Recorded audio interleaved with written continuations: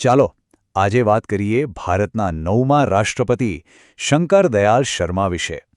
એમનું જીવન અને કાર્યકાળ ખરેખર દેશના ઇતિહાસના એક બહુ જ નિર્ણાયક સમયગાળાનું પ્રતિબિંબ છે.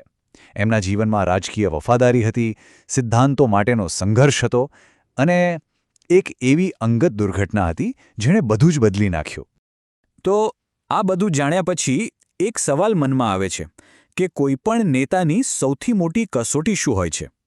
આ સવાલને આપણે આખા વિશ્લેષણ દરમિયાન ધ્યાનમાં રાખીશું, કારણ કે શંકર દયાળ શર્માની આખી વાર્તા આ સવાલનો એક બહુ જ સચોટ અને કદાચ હૃદયસ્પર્શી જવાબ આપે છે. તો ચાલો એમની સફરની શરૂઆતથી વાત કરીએ, ભોપાલથી દિલ્હી સુધી. એમની આ સફર મધ્યપ્રદેશના એક શહેરથી શરૂ થઈ અને સીધી દેશના સર્વોચ્ચ પદ સુધી પહોંચી. ખરેખર એમની આ રાજકીય ગાથા અસાધારણ કહેવાય. જો એમની રાજકીય કારકિર્દી કેટલી ઝડપથી આગળ વધી. શરૂઆત થઈ 1940ના દાયકામાં એક સ્વાતંત્ર્ય સેનાની તરીકે. પછી દેશ આઝાદ થયો અને 1952માં એ માત્ર 34 વર્ષની ઉંમરે ભોપાલ રાજ્યના સૌથી યુવા મુખ્યમંત્રી બન્યા. અને પછી તો બસ એમની કારકિર્દીએ વેગ પકડ્યો. એક પછી એક મહત્વના પદ સંભાળતા ગયા અને છેવટે 1992માં તેઓ ભારતના રાષ્ટ્રપતિ બન્યા. પણ આટલો ઝડપી ઉદય એની પાછળ એક બહુ જ શક્તિશાળી પરિવાર સાથેના સંબંધો હતા. એમની રાષ્ટ્રીય કારકિર્દીને જો કોઈ એક વસ્તુએ સૌથી વધુ આકાર આપ્યો હોય તો એ હતી ઇન્દિરા ગાંધી પ્રત્યેની એમની વફાદારી. આ સંબંધ જ એમના રાજકીય ભવિષ્યની ચાવી બન્યો. જુઓ, આ સંબંધની શરૂઆત ક્યાંથી થઈ?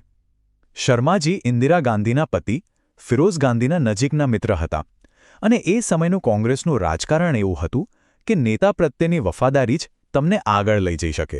અને પછી આવ્યો 1969નો એ સમય જ્યારે કોંગ્રેસમાં ભાગલા પડ્યા. ત્યારે શર્માજીએ ઇન્દિરા ગાંધી માટે એક ગુપ્ત માહિતીના સ્ત્રોત તરીકે કામ કર્યું. વાત એવી હતી કે દિવસે એ ઇન્દિરાજીના વિરોધીઓ સાથે બેઠકો કરતા અને રાત્રે દિવસભરની બધી જ માહિતી ઇન્દિરા ગાંધી સુધી પહોંચાડી દેતા. હવે આ વફાદારીનું ફળ તો મળવાનું જ હતું. 1971માં જ્યારે ઇન્દિરા ગાંધીની પ્રચંડ જીત થઈ ત્યારે એમને એનું ઇનામ મળ્યું.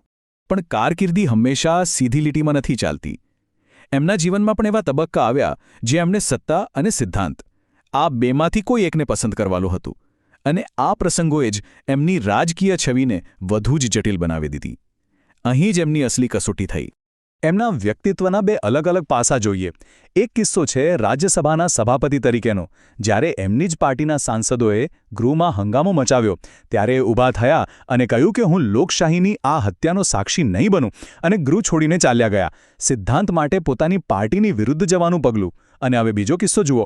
1996માં રાષ્ટ્રપતિ તરીકે એમણે સ્પષ્ટ બહુમતી વગર જ અટલ બિહારી વાજપેયીને વડાપ્રધાન પદના શપથ લેવડાવી દીધા.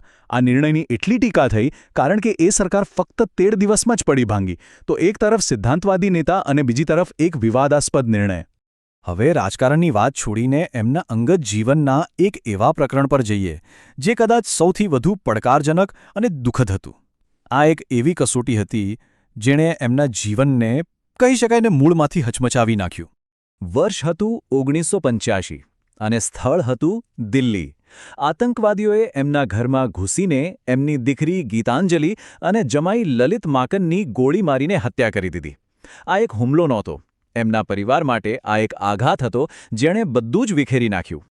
આ ભયાનક ગુનાના હત્યારાઓ પકડાઈ ગયા. કેસ ચાલ્યો અને કાયદાકીય પ્રક્રિયા પછી કોર્ટે એમને સૌથી મોટી સજા સંભળાવી, ફાંસીની સજા. અને પછી 1992માં વાર્તામાં એક એવો વળાંક આવ્યો જેની કોઈએ કલ્પના પણ નહીં કરી હોય. શંકર દયાળ શર્મા હવે ભારતના રાષ્ટ્રપતિ હતા અને એમના જ ટેબલ પર એમના જ પરિવારના હત્યારાઓની દયાની અરજી નિર્ણય લેવા માટે આવી. વિચારો એ ક્ષણ વિશે. એક તરફ એક પિતાની અસહ્ય પીડા અને બીજી તરફ દેશના રાષ્ટ્રપતિ તરીકેની ફરજ. એમણે શું પસંદ કર્યું? એમણે ફરજ પસંદ કરી. એમણે કહ્યું કે રાષ્ટ્રપતિએ અંગત દુઃખ પર નહીં પણ ન્યાય પર ધ્યાન આપવું જોઈએ. એમણે એ દયા અરજી ફગાવી દીધી. પોતાની દીકરીના હત્યારાઓને માફ ન કરવાનો નિર્ણય લેતી વખતે એમના મન પર શું વીત્યું હશે એની કલ્પના કરવી પણ અઘરી છે. આ નિર્ણયે એક પિતાના દુઃખ પર બંધારણીય કર્તવ્યને સૌથી ઉપર રાખ્યું. તો ચાલો હવે એમના રાષ્ટ્રપતિ પદના કાર્યકાળ પર અને એમના વારસા પર એક નજર કરીએ. કારણ કે એમણે એવા સમયે દેશનું નેતૃત્વ કર્યું જ્યારે રાજકીય ઉથલપાથલ ચરમસીમા પર હતી.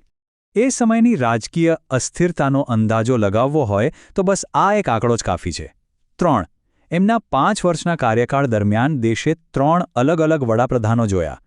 હવે આવી પરિસ્થિતિને સંભાળવી એ રાષ્ટ્રપતિ માટે કેટલો મોટો પડકાર હશે એ સમજી શકાય છે. તો શંકરદયાળ શર્મા એમનું જીવન ફરજ, વફાદારી અને સિદ્ધાંત વચ્ચેના સતત સંઘર્ષની એક કહાની છે. અને આ કહાની પર એક ઊંડી અંગત દુર્ઘટનાનો પડછાયો પણ છે.